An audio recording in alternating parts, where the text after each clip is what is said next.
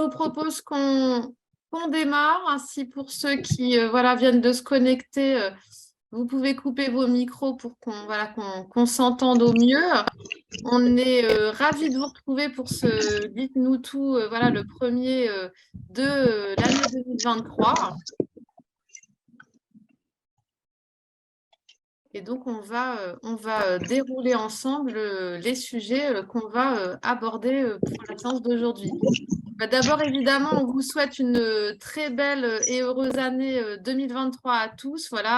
À vos équipes, plein d'énergie pour affronter les nombreux défis de 2023. Donc, je me répète encore, faites bien attention à avoir coupé vos micros. Sinon, je fais le tour, mais comme vous êtes beaucoup, ça fait beaucoup de micros à couper. Mais voilà, je fais un petit tour vite fait avant qu'on démarre parce que sinon, c'est vraiment très compliqué de s'entendre. Mais je crois qu'on est, on est pas mal. On est pas mal, on est pas mal. Hop, voilà. Donc, je dirais que pour beaucoup, vous êtes déjà un petit peu des habitués. Donc, les Dites-nous tout mon espace santé, c'est 30 minutes pendant lesquelles on vous partage un certain nombre de sujets, les dernières actualités, des témoignages. Alors, il n'y en aura pas aujourd'hui, mais il y en aura lors de la prochaine session. Et puis, un temps de questions-réponses. Donc, évidemment, n'hésitez pas à nous partager vos questions dans le chat. Maëlys vient de vous remettre le lien qui vous permet de nous pousser les questions en avance de phase quand vous en avez, au fil de l'eau. On peut vous répondre aussi en asynchrone, il n'y a aucun souci. Et puis, vous avez à droite les prochaines dates et on se retrouvera donc le 16 février. Vous pouvez vous inscrire dès à présent. Et comme d'habitude, à l'issue du Dites-nous tout, vous retrouverez le replay, le support et la foire aux questions sur la page des Dites-nous tout sur isanté.gouv.fr. Donc aujourd'hui, on a choisi de vous parler du profil médical de mon espace santé. Faire un petit focus sur le sujet. Stéphanie qui est avec nous aussi, tu n'hésites pas à me compléter au fil de l'eau. Merci, bonjour à tous. Et puis, on fera un rapide point aussi sur les actualités de mon espace santé avant de prendre vos questions-réponses. Donc, c'est parti et vraiment, n'hésitez pas à mettre vos questions au fil de l'eau dans le chat. Alors, le profil médical de mon espace santé, vous l'avez peut-être en visibilité, c'est une des grandes fonctionnalités qui vont apporter un certain nombre de cas d'usage dans les échanges entre les usagers patients et les professionnels de santé. Ce profil médical de mon espace santé, il permet à l'utilisateur de prendre la main vraiment sur sa santé en ajoutant des éléments sur sa situation médicale au fil de ses épisodes de soins, au fil de sa vie, merci de couper vos micros, pour justement simplifier les échanges et puis surtout conserver la mémoire de sa santé et éviter, je dirais, les boîtes d'archives et puis surtout éviter d'oublier, ce qui arrive très souvent, d'oublier des événements, des antécédents qu'on a pu avoir et qui ont un impact sur la prise en charge à un moment donné. Donc, dans ce profil médical, vous avez un certain nombre de rubriques qu'on va détailler rapidement ici, donc avec les différentes maladies et sujets de santé, les traitements, les antécédents familiaux. Donc, vous verrez sur votre profil médical, sur la version du site ou l'application, qu'il y a aussi un classement qui a été fait pour plus de lisibilité, avec dans le suivi médical, vous retrouvez les maladies, les traitements, les hospitalisations et la partie handicap, et une zone aussi facteur de risque avec les allergies, les antécédents familiaux et les habitudes de vie. Mais on va détailler tout ça ensemble. Donc, sur la partie maladies et sujets de santé, donc c'est ici, vous allez vraiment avoir la liste des maladies qui vous concernent à date, avec plusieurs possibilités au niveau de la complétude des informations, soit en ajoutant des documents liés à cette pathologie, soit aussi la possibilité de sélectionner, de prendre une photo, de sélectionner un document, qui est vous pouvez vraiment essayer de faire l'effort de désactiver vos micros parce que du coup, c'est très long. Je les désactive, mais alors comme voilà, je parle en même temps, c'est compliqué pour tout le monde. Voilà, je suis en train de faire le tour, voilà, des petits derniers. Donc voilà, vous pouvez du coup prendre une photo aussi quand c'est depuis votre smartphone, donc ce qui peut rendre en effet les choses pratiques. Et donc c'est important d'avoir ces informations sur ce que le profil médical va permettre de faire à l'usager patient pour que vous, au sein de vos structures, vous puissiez aussi vous projeter dans les parcours et les cas d'usage, ce qui sera possible de faire. Et on va le voir aussi, il y a toute l'incidence à venir avec les applications du catalogue de services quand on sera avec des applications et la synchronisation possible de données.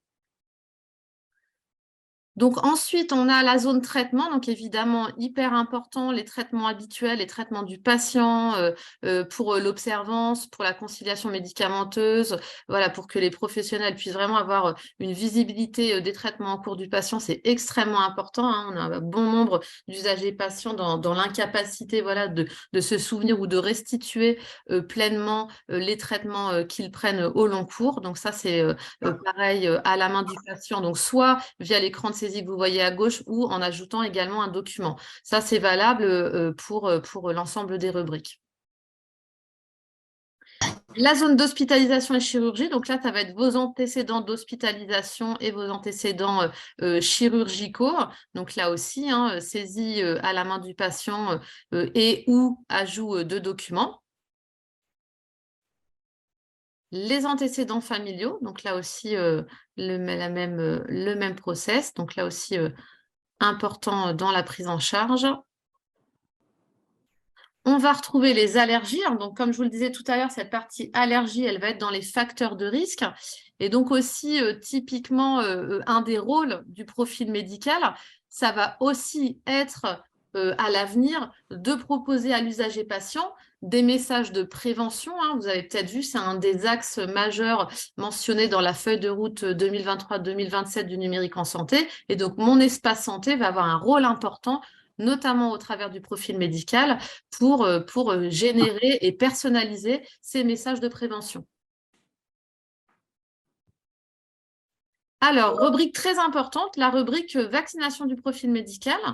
Donc, c'est une des rubriques qui est, encore une fois, bien sûr, à la main du patient, mais qui va aussi pouvoir être complétée par un professionnel de santé. Merci Malice.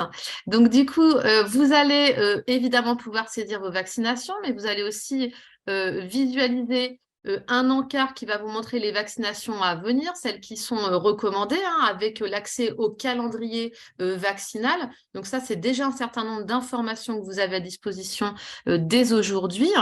Vous allez pouvoir visualiser évidemment l'historique des vaccinations, consulter le détail, et puis surtout, maintenant, vous pouvez télécharger cette synthèse de l'ensemble de vos vaccinations. Et puis, encore une fois, ça va être alimenté au fil de votre vie.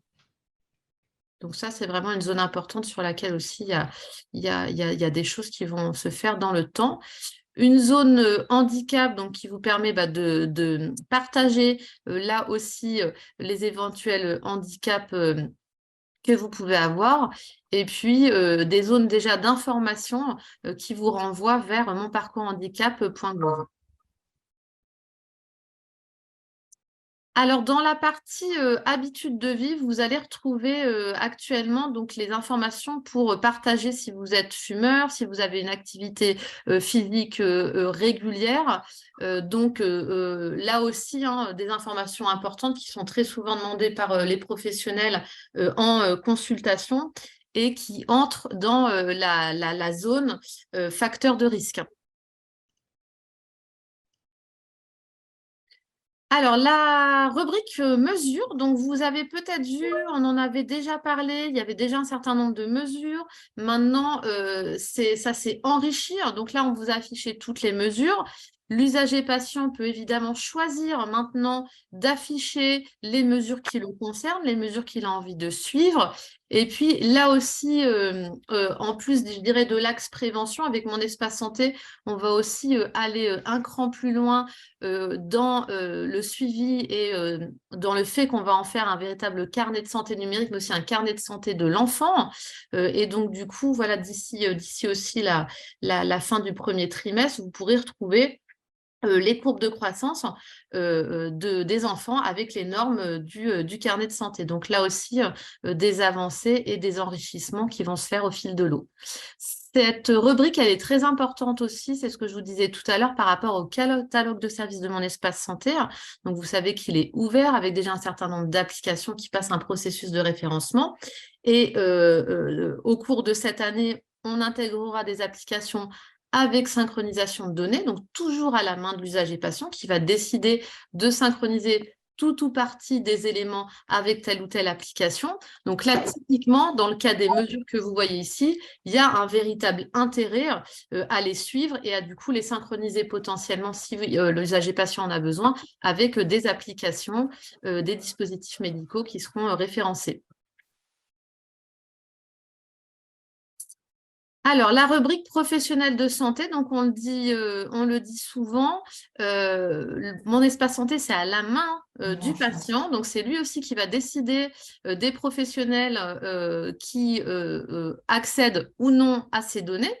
Et donc, aujourd'hui, depuis cette rubrique, vous pouvez aller rechercher des professionnels qui font partie de votre cercle de soins. Et donc, ce sont des professionnels que vous allez chercher au travers de ce qu'on appelle l'annuaire santé. Donc maintenant, il n'y a plus la possibilité d'écrire, je dirais, en saisie libre, ce qui n'était pas structuré, n'avait pas du coup grande valeur. Là, vous allez aller taper dans l'annuaire santé au moment où vous cherchez un professionnel qui vous suit. Alors, mon histoire de santé, donc mon histoire de santé, c'est la rubrique dans laquelle vous retrouvez l'historique de vos remboursements. Donc, il faut savoir que cette rubrique, elle est visible si vous le souhaitez et on le voit un petit en petit, mais c'est une des rubriques sur laquelle, évidemment, vous pouvez modifier la confidentialité, c'est-à-dire indiquer si oui ou non les professionnels peuvent accéder à cette rubrique, sachant que si je ne dis pas de bêtises, cette rubrique aujourd'hui, elle est visible des professionnels si l'usager patient a activé mon espace santé. Voilà, ça ne suffit pas que le profil soit créé, il faut vraiment qu'il y ait l'activation pour qu'il puisse être rendu visible. Et c'est dans un délai de 24 à 48 heures suivant cette activation que les premières données viendront s'afficher. Donc, c'est normal si, je dirais, le jour même de l'activation, vous n'observez pas tout de suite les informations.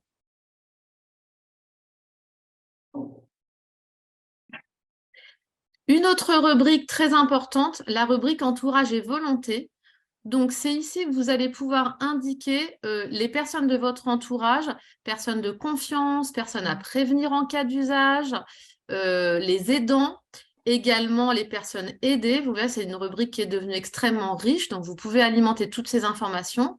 Les directives anticipées, soit au travers du formulaire, soit en intégrant directement votre propre document des directives anticipées. Et vous allez pouvoir aussi jouer sur la confidentialité en indiquant si vous souhaitez que cette rubrique soit visible des professionnels ou pas.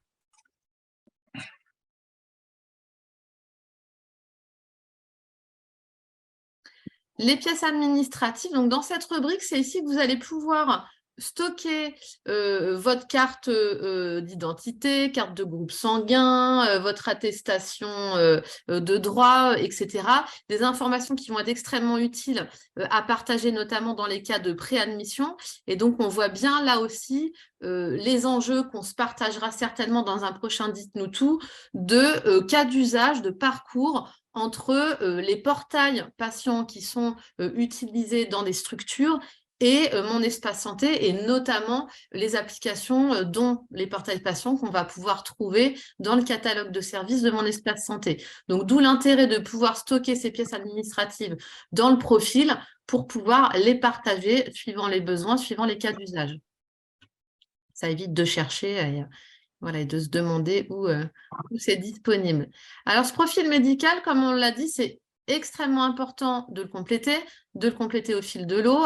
Il y a vraiment des enjeux de prise en charge derrière. On voit bien pour ceux voilà, qui ont échangé avec des professionnels, soit en tant que professionnels justement, soit en tant qu'usagers patients, que toutes ces informations, c'est vraiment typiquement ce que la plupart des professionnels, médecins, un anesthésiste, un chirurgien avant une intervention, va vous poser comme question pour vraiment détourer l'ensemble de votre profil de santé, si j'ose dire.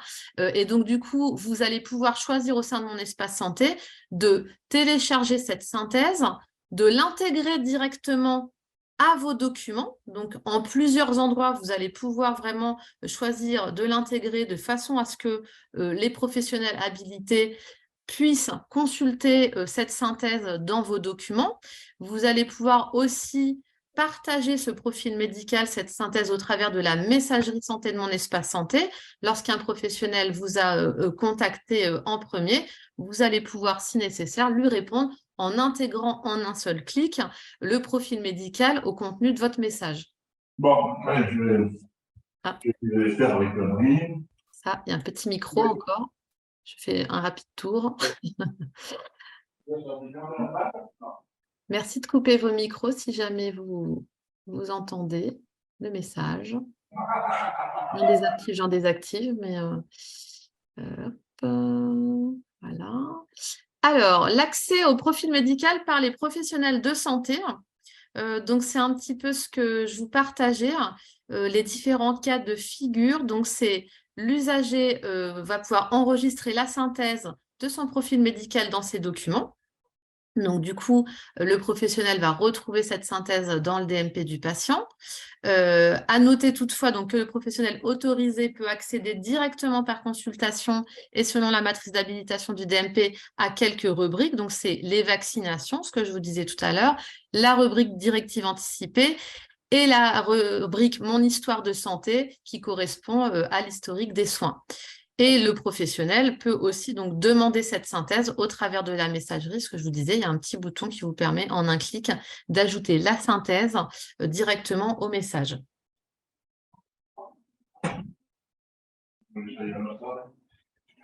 Alors, on va du coup répondre aux questions, aux premières questions qui sont dans le chat avant de passer à la partie suivante. Donc oui, mon espace santé, c'est déjà disponible pour les mineurs.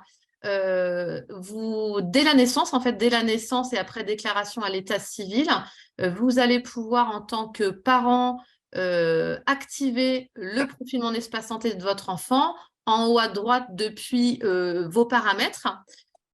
Et vous pourrez inviter le deuxième parent à avoir la possibilité du coup de consulter le profil Mon espace santé de votre enfant ou de vos enfants. Donc ça, c'est déjà disponible et c'est bien un profil à part entière, chacun son carnet de santé, chacun son espace santé. En complément, quelles sont les dispositions pour les mineurs protégés relevant de l'aide sociale à l'enfance?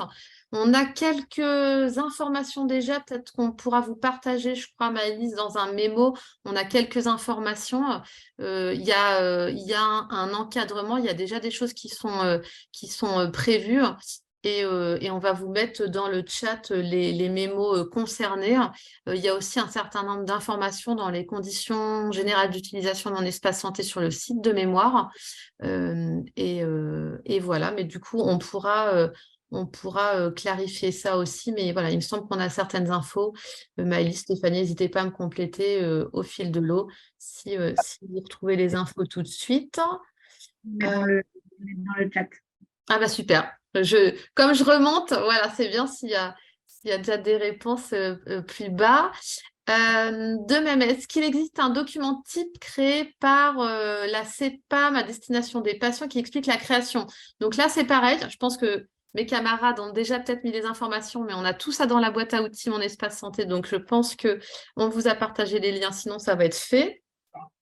Les données à la main du patient sont-elles saisies par les patients ou choisissent-ils ces données dans une liste de données, comme pour les professionnels? Alors, c'est vrai que les professionnels, c'est un peu à part parce qu'on va, comme je vous disais tout à l'heure, aller sélectionner dans l'annuaire santé.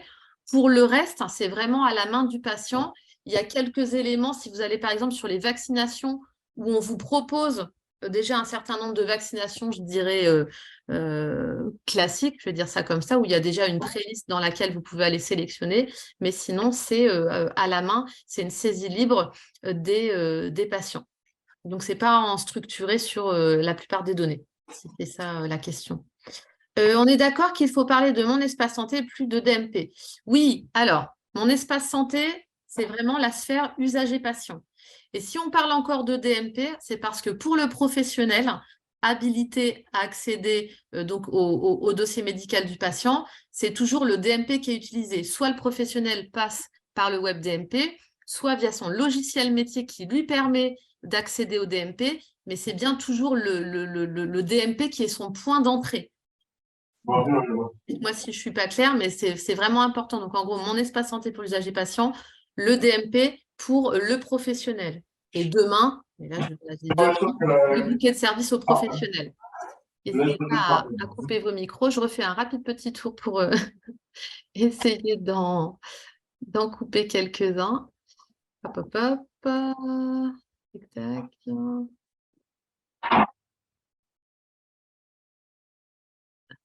Pas facile, ça va, ça s'est calmé. Alors, je redescends. Ce serait mieux de montrer directement au professionnel de santé autorisé la synthèse plutôt que mettre la synthèse dans la messagerie. Oui, alors justement, vous avez plusieurs possibilités, hein. L'idéal, c'est que l'usager patient complète, enregistre sa synthèse dans ses documents. À ce moment-là, les professionnels habilités peuvent la consulter. Et suivant les cas d'usage, il peut y avoir partage de cette synthèse par l'usager au travers de la messagerie. Peut-on éclaircir le rôle du mandataire judiciaire à la protection des majeurs? Je crois que c'est dans le même mémo que ce que tu disais, bah voilà. les populations majeures protégées. On a vraiment fait, voilà, comme disait Anne, un mémo qui est publié dans la boîte à outils. Ah pardon, excusez-moi, je croyais que j'avais mis la caméra. Hop. Un mémo qui est publié dans la boîte à outils qui est disponible sur le site de l'ANS. Donc, n'hésitez pas à vous y reporter parce qu'on a vraiment bien tout détaillé, les différentes cas de population, donc notamment les mineurs, les majeurs protégés et d'autres populations particulières pour essayer de vous expliciter au mieux comment étaient traitées ces populations-là. Donc, je crois qu'il y a un encart sur les majeurs protégés. Ouais. Bon, bah super. Des accusés de réception à lecture de messages sont-ils envisagés? Alors, concernant les logiciels métiers, donc clients de messagerie notamment, il y a déjà la possibilité, donc si ça a été implémenté par votre éditeur, de demander un accusé de lecture. Alors, quand on dit un accusé de lecture, c'est un petit peu biaisé, c'est plutôt, faut le voir comme un accusé de réception, quoi. Ça vous indique en gros que le message, il a bien été, il est bien arrivé dans mon espace santé. Ça ne garantit pas en effet que l'usager patient en a pris connaissance. Pour être tout à fait clair. Un patient peut-il autoriser un médecin du travail en alimentation et en consultation? J'ai un gros doute, Stéphanie, là-dessus. À ce jour, en fait, le médecin du travail ne peut accéder au DMP qu'en alimentation. Ils n'ont pas la possibilité de consulter les données d'un DMP, donc ils ne peuvent juste qu'alimenter un DMP. Alors, Eric, allez-vous aborder la consultation de mon espace santé par les professionnels dans le RPPS+, le patient pourra-t-il bloquer l'accès à ce type de professionnel? Si ces professionnels sont enregistrés dans l'annuaire santé, puisque c'est ça qui est le point d'entrée, le point de sélection pour l'usager patient, alors oui, ils pourront sélectionner ces professionnels et bloquer l'accès. Alors, on va passer aux actualités. N'hésitez pas à continuer à nous poser des questions. On les prendra juste après. Donc, quelques actualités. Donc, on vous convie le 13 février pour souffler la première bougie de mon espace santé. Donc, on fait un événement à Paris Santé Campus, à Paris, comme son nom l'indique, le 13 février à partir de 13h30. Donc, on aura une séance plénière qui sera accessible en présentiel et à distance. Donc, on vous partagera très rapidement le lien d'accès. Dès qu'on l'a, si on l'a, on vous le partagera dans le compte rendu. N'hésitez pas à couper vos micros si ça n'est pas déjà fait. Je refais un petit tour. Désolée, les aléas du direct. Et il y en a que je n'arrive pas à couper. Est-ce que je ne vous vois pas? Vous êtes nombreux. Bon, bah, c'est bien si ça s'est arrêté. Donc voilà, cet événement, il sera accessible en présentiel. Donc évidemment, c'est sympa si on arrive à se voir. Sinon, vous pourrez suivre la première partie à distance.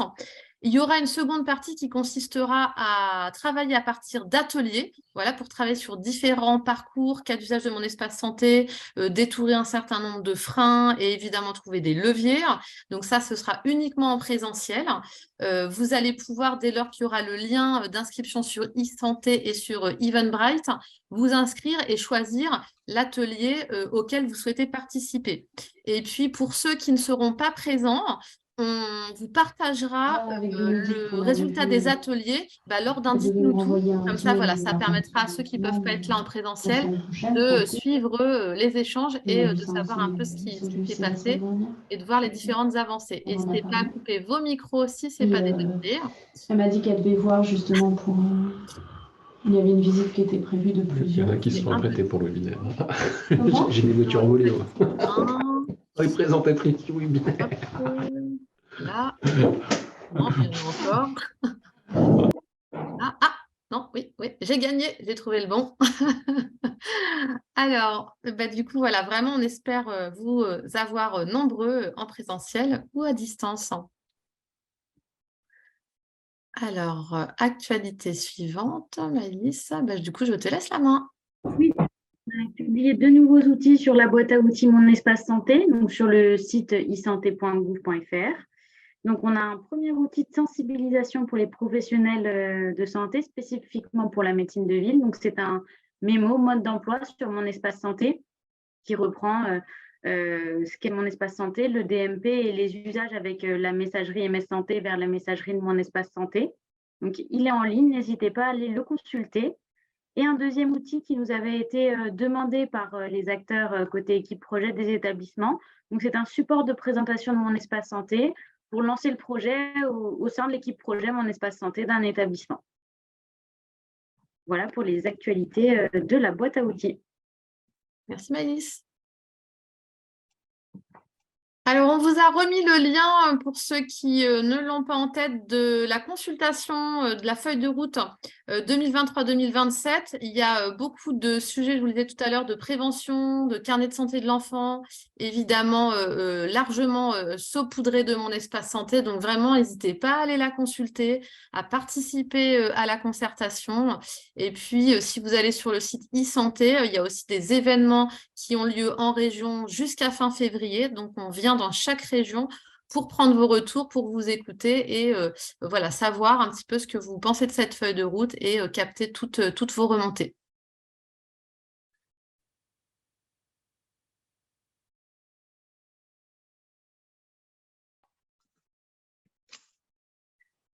Alors, on va prendre vos questions. On en a eu certaines qu'on a repositionnées ici. On avait eu la question, donc, quand sera disponible la consultation du DMP avec la ICPS? Donc, on vous a indiqué que c'était disponible depuis le 15 décembre dernier. Et puis, on vous a remis des informations. Il y a pas mal de questions par rapport à l'alimentation du DMP en API V1. Donc, on a essayé de remettre les petites subtilités et Stéphanie, pareil, n'hésite pas à me compléter. Donc, les logiciels des professionnels de santé en API V1 ou API V2 avec appel de la T00, donc pour ceux qui suivent les épisodes, générateurs de flux DMP en décembre 2022 sont prolongés, donc jusqu'au 28 avril de cette année, donc 2023. Et les logiciels des professionnels de santé en API V1 n'ayant rien envoyé sur les 3 derniers mois de 2022, donc sont définitivement suspendus depuis le 31 décembre. Voilà, et on va prendre du coup vos... Et pas de report. Alors, juste une petite précision pour la ICPS. Alors, la ICPS, en fait, ça va se faire par palier. L'ouverture de la ICPS à l'accès web DMP et à l'accès Amélie Pro également. Donc, en fait, c'est conditionné à la signature d'un avenant avec l'ordre de la spécialité concernée. Et au 15 décembre, comme le disait Anne, on a eu l'ouverture pour les médecins, pour les sages-femmes et pour, j'ai oublié la 3e spécialité, je vais vous la dire dire de suite, j'ai oublié. Depuis hier, on a la possibilité de se connecter via ICPS au WebPS pour les infirmiers. Et normalement, dans les 15 prochains jours, on devrait avoir la possibilité, la ICPS devrait être active pour les pharmaciens. Donc voilà, ça va vraiment se faire par palier. Donc à chaque signature d'avenant avec les ordres, on aura un avenant en fait qui pour s'assurer de la bonne sécurité des données et de la bonne interopérabilité des données. Donc à chaque signature d'avenant, on ouvrira la ICPS sur la spécialité concernée. Bah, ça, c'est que des bonnes nouvelles. Tout à fait. J'essaye de vous retrouver la 3e spécialité. J'ai un trou de mémoire. Ça marche. Alors, on a une question. Quel est l'historique des renseignements enregistrés dans mon espace santé? Donc, je pense que vous faites référence à mon histoire de santé, tout ce qui est historique de remboursement. Donc, bah, c'est tout l'historique de remboursement, les différents événements que vous avez eus. Et pour la partie vaccination, donc concernant les vaccinations passées, par exemple, ces dernières sont alimentées automatiquement, non, point d'interrogation. Oui, alors jusqu'à quand? En gros, de mémoire, hein, pareil Stéphanie, ce qui est alimenté pour moi, c'est ce qui est automatiquement lié au vaccin Covid. Exactement, ouais. Pour l'instant, le lien automatique, il est juste avec SIVAC. Pour les autres vaccinations, c'est une saisie de la part du patient qui est ensuite validée par le professionnel ou directement par le professionnel.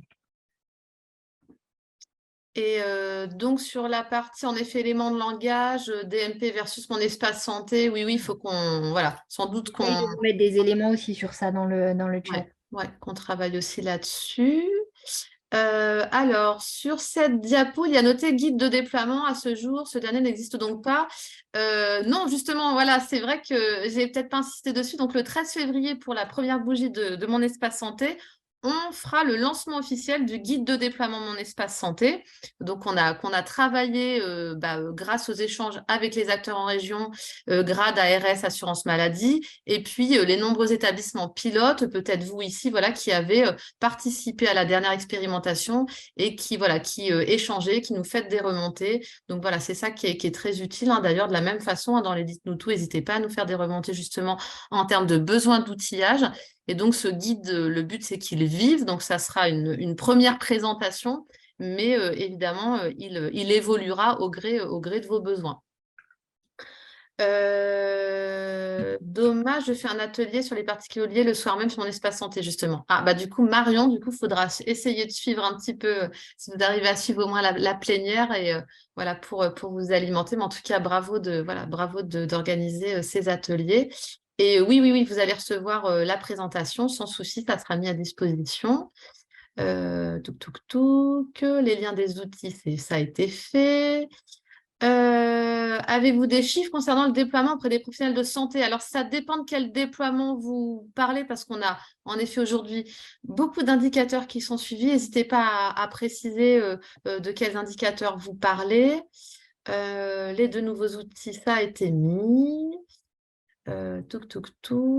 Alors, quelle est la condition pour recevoir, par exemple, les résultats des analyses sur mon espace santé? Le labo doit utiliser mon espace santé. Donc, en fait, le laboratoire qui vous produit le compte-rendu de biologie médicale va pouvoir vous partager vos résultats en envoyant le compte-rendu dans le DMP, donc dans le dossier médical de mon espace santé, ou au travers de la messagerie, mais voilà, classiquement, ça se fera au travers, je dirais, de la tuyauterie du dossier médical de mon espace santé. Et donc, du coup, voilà, il suffit, si j'ose dire, que le laboratoire soit équipé d'un logiciel et du connecteur DMP qui va bien pour pouvoir vous alimenter. Je descends. Le message des vaccins à venir reste, même si le vaccin a été effectué depuis. Ah, ça, c'est une remarque. J'avoue que je n'ai pas contrôlé, mais on va vérifier si Mireille, dites-moi si c'est quelque chose que vous avez constaté. C'est toujours intéressant qu'on puisse en effet le remonter aux équipes produits. Il y aura un webinaire Mon Espace Santé dédié aux entrepreneurs des dispositifs médicaux pour présenter les détails, etc. Alors, je n'ai pas de prochaine date, mais il y a déjà eu des webinaires par rapport au catalogue de services, donc et au processus de référencement notamment. S'il n'y en a pas de programmé là bientôt, ça ne serait tardé. Je pense qu'on est en train de, là, comme on est en janvier, de construire le programme pour les mois qui viennent. Donc, mais je profite, voilà, je vais faire un petit contrôle et je vais profiter de faire une petite relance aux équipes pour voir si c'est bien prévu.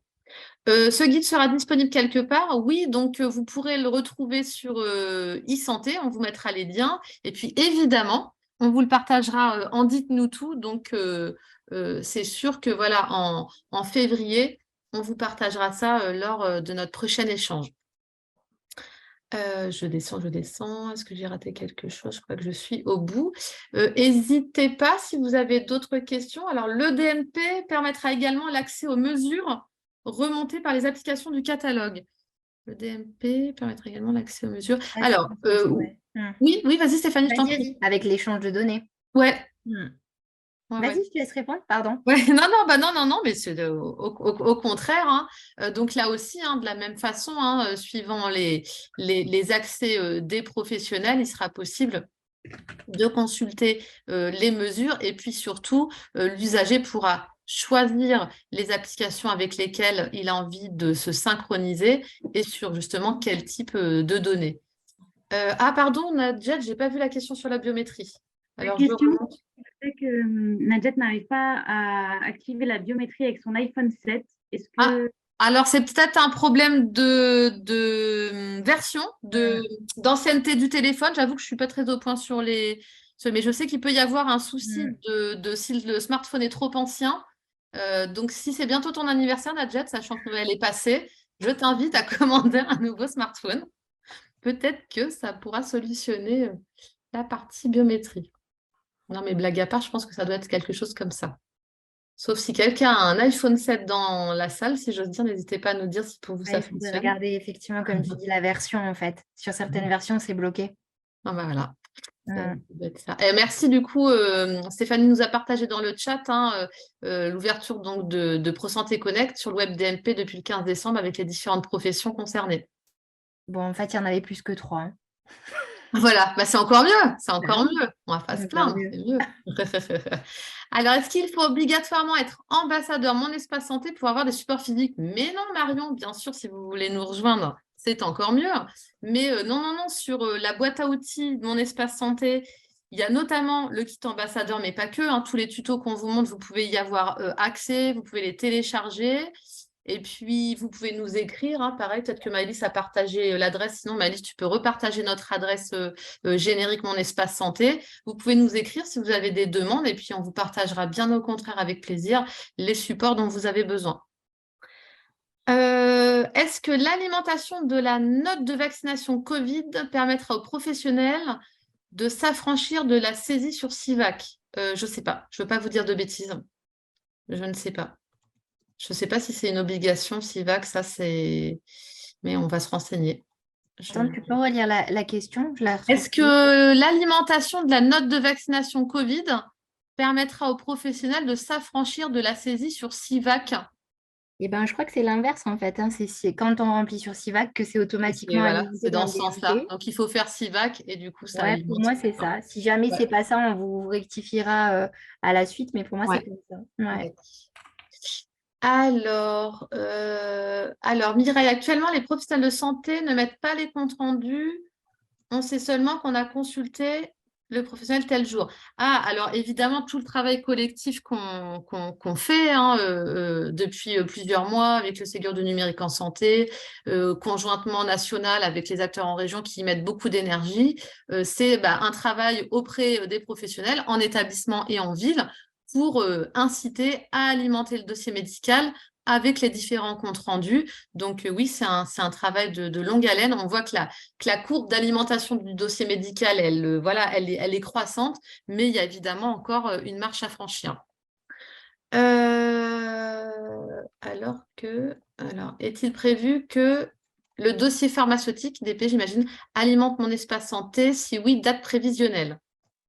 Ça, je ne sais pas si on a une date. Alors, il y a déjà eu. Je crois que la première alimentation en pharmacie a été observée en décembre.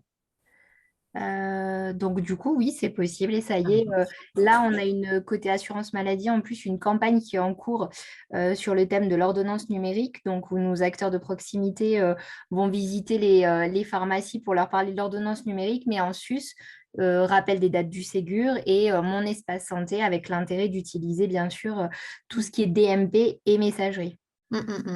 Et je crois que les premières alimentations ont eu lieu Ah, trop bien, en décembre. Du coup. ouais, on était en décembre. Trop bien, trop bien, trop bien. Alors, Nadia, pour la version des smartphones et tout, là, je sais pas, mais on va se renseigner. On va demander, je sais pas du tout. Je suis en train, j'ai posé la question, on verra si on a la réponse, sinon on te répondra a posteriori. Ça marche. Ouais. Je descends. Alors, comment les personnes âgées qui vivent seules font-elles pour consulter mon espace santé si elles ont des questions? Alors, complètement, Cécilia. Donc là, il y a plusieurs actions qui sont en cours. Vous avez peut-être vu tout à l'heure, quand j'ai parlé du profil médical, dans l'entourage, il y a la possibilité pour les usagers d'indiquer les aidants, les personnes aidées. Donc là aussi, avec un certain nombre de contacts. Ça, c'est un premier niveau de réponse.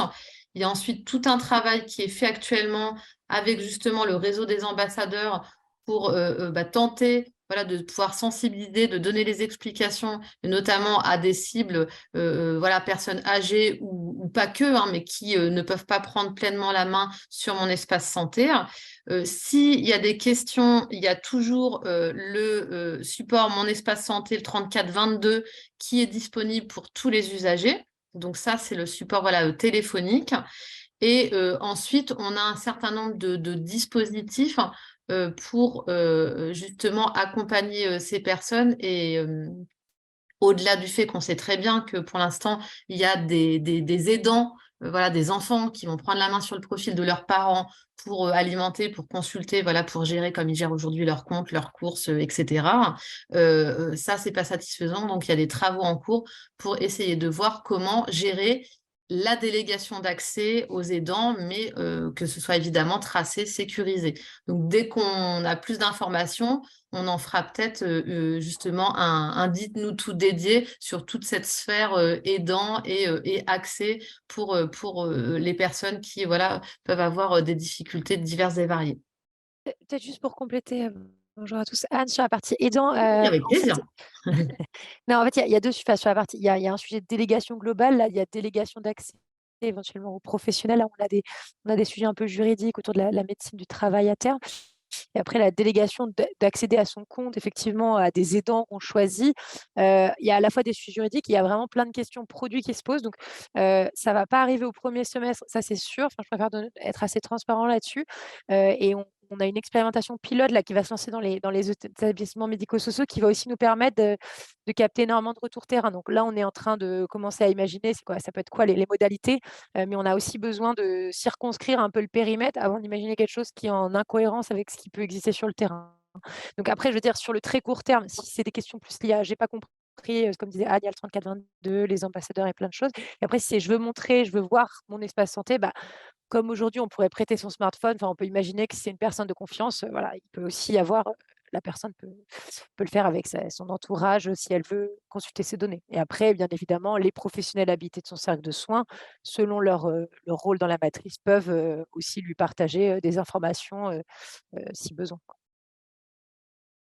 Alors, Arnaud, est-ce qu'il y aura une FAQ pour consolider toutes les réponses apportées en séance? Oui, tout à fait. Donc, la FAQ est disponible sur e-santé, mais dès lors qu'on a terminé, qu'on a capté toutes vos questions et mis les réponses, on vous envoie l'ensemble, le support, tout est mis à disposition. Toujours pas d'espace santé de test pour les démos et les essais. Donc ça, c'est des discussions qui sont toujours en cours. C'est bien dans le scope, c'est en effet pas encore disponible, mais là aussi, évidemment, on reviendra vers vous dès lors que ça sera possible. Il y a les espaces France Service aussi. Oui, oui, tout à fait, pour conseiller France Service, Maison France Service, pour ce qui est de l'aide possible sur le numérique au global, tout à fait. Le mode invité sur l'application Mon Espace Santé, tout à fait. On voit qu'on a des experts. Je passe. Donc, du coup, on va le... Anne-Laure, je confirme qu'il y a bien un bug technique pour se connecter sur mon espace santé. Je pouvais y accéder, mais plus maintenant. Ah. Juste là-dessus, lorsque vous avez des bugs, en fait, il nous faut des informations plus génériques. Je suis désolée, donc n'hésitez pas sur l'adresse email qu'on vous a partagée. Ouais. Vous nous mettez une capture d'écran, il nous faut votre il faut savoir, est-ce que c'est du mobile, est-ce que c'est du web, est-ce quelle est la version? Je suis désolée, mais en fait, on ne peut pas faire de vérification technique pour comprendre si c'est quelque chose de temporaire, de pérennes et le corriger. Donc, on note qu'il y a quelques sujets là sur la biométrie. On va essayer de vous répondre peut-être en asynchrone, mais n'hésitez pas à nous envoyer des mails. C'est quelque chose de récurrent, mais il nous faut un maximum d'informations contextuelles. Et à terme, ce sera intégré aussi dans mon espace santé, hein, le fait de pouvoir déclarer ces problèmes. L'idée, c'est qu'à terme, vous puissiez aussi le déclarer directement dans la plateforme avec un système de réponse le plus rapide possible. Donc, n'hésitez pas, normalement, on vous a remis l'adresse mail dans le chat. Stéphanie l'a confirmé, hein, ce qu'on vous indiquait tout à l'heure. En effet, la consultation et donc l'alimentation du DMP est également possible via ICPS depuis le 15 décembre là, pour les différentes informations qu'on vous a partagées juste avant. Je descends. Actuellement, les logiciels Ségur déployés en officine ne proposent que des cases grisées au niveau du DMP, comme si cette option était paramétrée en off par défaut. On Alors, va vérifier avec le Ouais. responsable de la Ouais. task force officine. C'est peut-être un déploiement un peu décalé. Peut-être qu'ils ont fait des choix un petit peu étonnants, mais Ouais, éventuellement, on reviendra peut-être vers vous si vous avez Ah. plus d'informations. On Ouais. a remonté le point. Ouais. Ou alors, si vous voyez que c'est peut-être juste une zone justement à Peut-être, oui. paramétrer Ouais. dans l'autre sens. Ouais, parce que comme on disait tout à l'heure, je viens de revérifier, on a eu des alimentations en décembre, donc du coup, normalement, ça devrait être possible. Donc peut-être l'éditeur ou ouais, à voir. Alors, lors de la consultation d'un DMP avec la ICPS, est-il possible de récupérer ainsi des données vaccinales structurées? Bah, déjà, c'est deux choses différentes. La récupération d'informations structurées dans vos logiciels métiers, c'est pas disponible à date. Ce serait intéressant, je vous rejoins, mais c'est pas disponible à date. Mais par contre, Stéphanie, tu sais, là, moi, je ne sais pas répondre. Est-ce qu'on peut télécharger je ne pense pas qu'on puisse télécharger de manière structurée cette information. Parce que là, c'est même pas dans le logiciel, c'est Ça via le sera un web. PDF, ouais. Ouais. Télécharger, ouais. Faudrait que je vérifie aussi, parce que je sais plus si tu peux, mais tu peux télécharger les données. Mais sous Je peux répondre, c'est non. Tu m'as dit quoi, pardon? Stéphanie, c'est Nadjet. Je peux Ouais, répondre, c'est non, on ne peut pas. On Oui, peut on pas peut en pas. matière structurée. Ok, Non. bah voilà. Bah merci, Najette. Alors, concernant les ESMS type femmes, masse, ESAT, etc., comment gérer les créations de ces espaces, notamment pour les connexions entre le DU et le DMP? Alors, je n'ai pas forcément tout compris de votre question, mais en gros, les profils Mon Espace Santé, ils sont créés s'il n'y a pas eu opposition. Et ensuite, voir en effet avec vos éditeurs, vos DSI de structure ou de groupe pour le lien entre le DUI de l'établissement et l'alimentation du DMP possible. Donc, est-ce que le connecteur a été installé, etc., etc. Sinon, n'hésitez pas à préciser.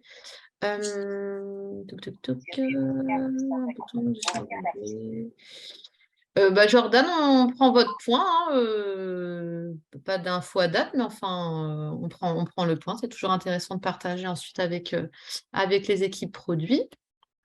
Alors, est-ce qu'il nous reste des questions? Oui, je vois que ça arrive.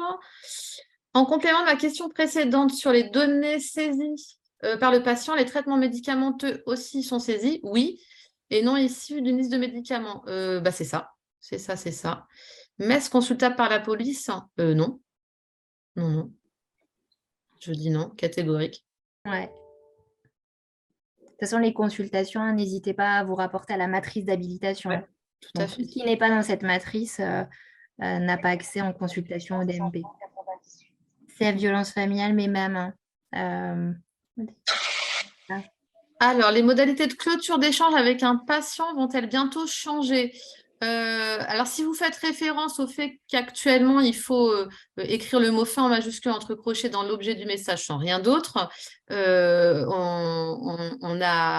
a eu tout un travail de fait, notamment sur les référentiels MS Santé, pour demander aux éditeurs, donc clients de messagerie, de pouvoir déployer cette fonctionnalité de manière ergonomique avec par exemple un bouton fin de la discussion, certains qui vont faire des paramétrages qui vous permettent de dire sur tel message quand j'envoie, je veux que ça clôture et comme ça je ne veux pas avoir à revenir pour clôturer la conversation parce qu'il y a certains messages qui n'invitent pas de réponse de l'usager.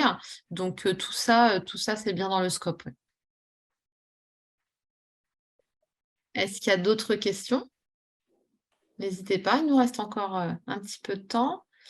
Faut-il activer une fonctionnalité pour que le dossier d'une personne soit accessible par le SAMU? Alors, il y a un premier niveau de réponse, c'est la matrice d'habilitation dont vous parlez, Stéphanie. Un deuxième, c'est la gestion de la confidentialité. Donc, dans les paramètres en haut à droite, vous avez la possibilité d'indiquer, notamment dans des situations d'urgence, si les personnels du SAMU, par exemple, vont pouvoir accéder à tous vos documents, même à ceux qui sont masqués. Il y a 3 subtilités de mémoire. Il y en a une que j'oublie, mais si j'y vais, je vous dis ça tout de suite. C'est pas loin. Confidentialité. Donc, en cas d'urgence, donc vous gérez, donc vous pouvez autoriser le médecin du SAMU à accéder à vos données, autoriser tout autre professionnel de santé à accéder à mes données santé en cas d'urgence et autoriser les professionnels à consulter les documents que vous avez pu masquer. Et par défaut, juste une petite précision, à la création de mon espace santé, ces accès en urgence et en mode brise-glace pour les autres professionnels sont autorisés. Mais à tout moment, vous pouvez revenir sur cette autorisation et paramétrer j'accepte ou je refuse. Alors, j'en ai raté, je remonte. Pour compléter, j'ai dit ça ou pas, je ne sais plus, pour compléter ma question. Pour compléter ma question, on ne peut pas, en tant qu'établissement SMS, rendre obligatoire l'activation de l'espace santé auprès des personnes. Ah non, l'activation, vous n'avez pas la main, en effet, sur l'activation. Les profils, ils sont créés, mais après, il faut l'usager ou un ayant droit, un aidant pour activer. Et peut-être pour compléter, même de fait, un patient a le droit, un usager a le droit de refuser d'avoir un espace santé. C'est un peu fait partie des fondements de mon espace santé. Il y a un libre droit. Bien évidemment, nous, on est convaincus que pour la coordination des soins, on a tous intérêt. Désolée,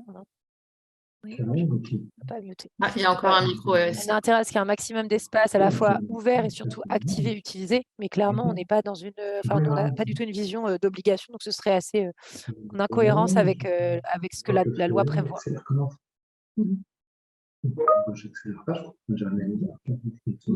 Alors, il y a encore des. Je fais le tour des micros, mais je ne suis pas tombée sur le bon. Non, toujours pas. N'hésitez pas à Sandrine, le micro. Ça redémarre, il arrive à rentrer. C'est compliqué parce qu'il y en a beaucoup. On a large, je crois. Ouais. Ce qu'il y a, c'est que voilà, je remonte.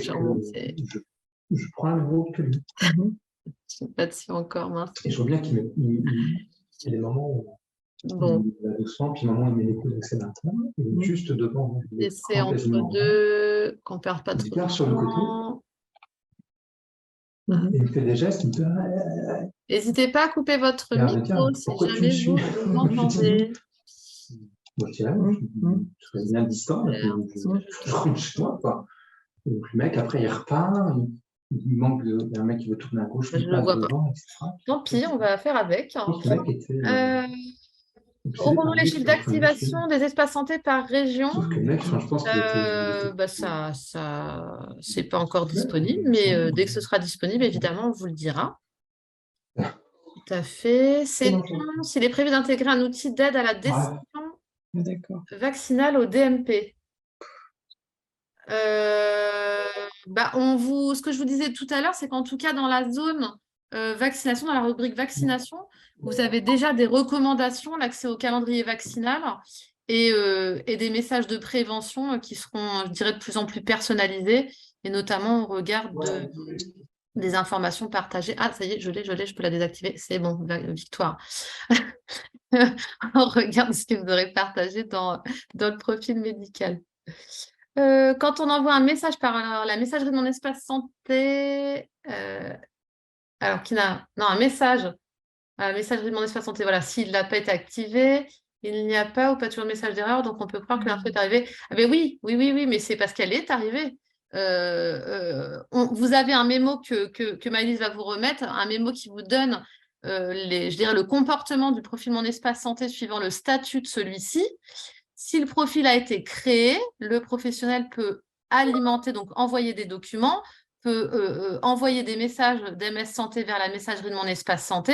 Il n'y aura pas de message d'erreur. Ça va notifier l'usager justement pour l'inciter à aller activer pour consulter le contenu du document ou du message. Donc, c'est bien le bon comportement prévu. Par contre, Anne, ça complète en fait ce que tu as dit tout à l'heure, ou si via le LPS, si le logiciel le permet, on peut paramétrer l'accusé de lecture et de réception. Tout à fait. Mais c'est vrai qu'il n'y aura pas de message automatique. À l'inverse, l'usager peut-il envoyer un message à un professionnel de données, enfin, c'est pas grave. Non. À date, c'est bien le professionnel qui initie le premier message et pas l'inverse. Notification si une adresse mail est connue, oui, bien sûr, tout à fait. En fait, il faut une adresse mail pour activer Mon Espace Santé. Donc, effectivement, et ça correspond à les personnes sans email. Aujourd'hui, c'est moins de 20% des utilisateurs. Donc, effectivement, on a une part qui aujourd'hui recevra juste un courrier